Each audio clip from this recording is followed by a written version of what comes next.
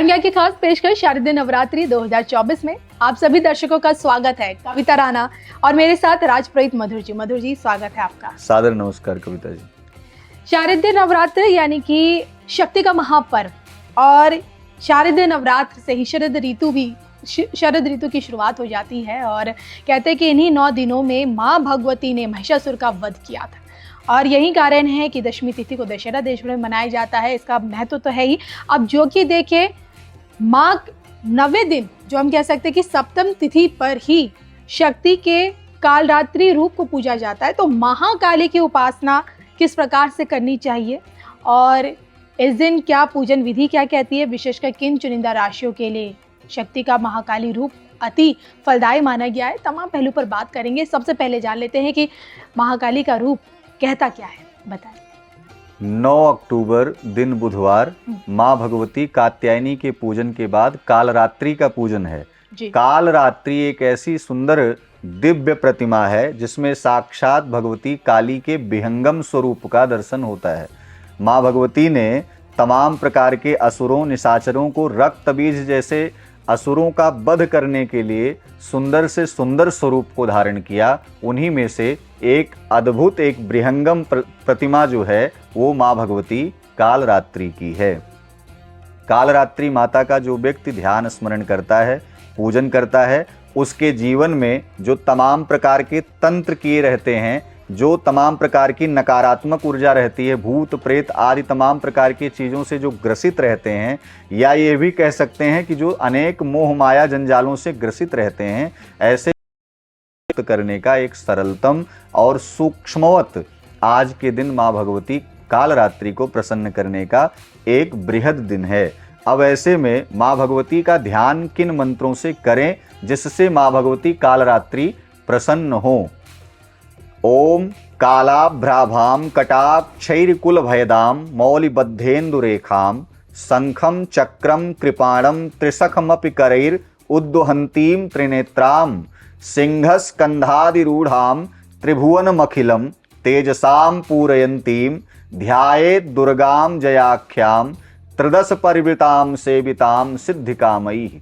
जो तमाम प्रकार के कालों का विनाश कर देती हो, जो तमाम प्रकार के शत्रुओं का विनाश कर देती हो, ऐसी माँ भगवती कालरात्रि का हम सब मिलकर के स्मरण करते हैं और उनका पूजन इसलिए करते हैं कि हमारे जीवन में जो पाप ताप संताप आदि तमाम प्रकार के दुर्विकार हैं, उन समस्त विकारों का शमन हो जाए। जी चलिए, और इसी के साथ पूजन विधि क्या कहती है इस दिन की। आज माँ भगवती कालरात्रि को प्रसन्न करने का पूजन का 2 नियम है। एक तो आप प्रातः और सायंकालीन पूजन कर सकते हैं। तीसरा पूजन का जो नियम है वो रात्रिकालीन में पूजन कर सकते हैं, जिसका एक पवित्र मुहूर्त भी है। रात्रि में 11:40 से लेकर के 12:15 तक, अर्थात यह मध्य रात्रि होगी, जिस समय माँ भगवती काली उस समय प्रचंड रूप लेकर के समस्त भक्तों के हृदय में ही नहीं अपितु समस्त भक्तों के घरों में जाकर के वहां नवरात्र में स्थापित मूर्तियों का स्वयं से दर्शन करती हैं और अपने आप में प्रसन्न होती हैं। तो आप सामान्य रूप से दैनिक क्रियाओं का जो पूजन करते हैं वैसे ही करें। आज का जो विशेषकर पूजन होगा वो तंत्र की जागृति के लिए होगा, तंत्र की समाप्ति के लिए होगा। अगर आपके जीवन में तंत्र है तो उसका समापन भी हो जाएगा। अब विशेषकर पूजन में क्या करना है, अगर रात्रि में आप पूजन करने बैठ रहे हैं, पहले तो हम आपको ये बता दें जो पूजन का क्रम है, जो विधि है, वो वैसे ही रहेगी सामान्य रूप से, लेकिन रात्रिकालीन वाले पूजन का हम वर्णन कर दे रहे हैं, उसे आप ध्यान से सुने। रात्रि में आप काले वस्त्रों को धारण करके काले आसन पर ही विराजमान होकर के माँ भगवती कालरात्रि की उपासना करें। आपके सामने एक सुंदर सा नारियल स्थापित होना चाहिए जिस पर माँ भगवती काली का हम आवाहन कर सकें, कालरात्रि की उपासना कर सकें। सरसों के तेल का चौमुखी दीपक वहां पर जलना चाहिए। उस चौमुखी दीपक से माँ भगवती कालरात्रि तो प्रसन्न ही होगी, आपके अंदर एक अद्भुत सी ऊर्जा और तरंग सी व्याप्त होगी जिससे आने वाले अगले नवरात्र तक आप ऊर्जावान महसूस करेंगे। अब माँ भगवती को सुंदर तिलक लगाएं, रक्त तिलक लगाना है, लाल तिलक से सुशोभित करें। अगर प्रतिमा कालरात्रि की है, काली की है, तो उसी को तिलक करें, अन्यथा प्रतिमा नहीं है तो नारियल पर ही तिलक लगाएं 5 से 7 बार। और साथ ही साथ लाल पुष्पों की माला, गुड़हल के पुष्पों की माला माँ भगवती को समर्पित करें।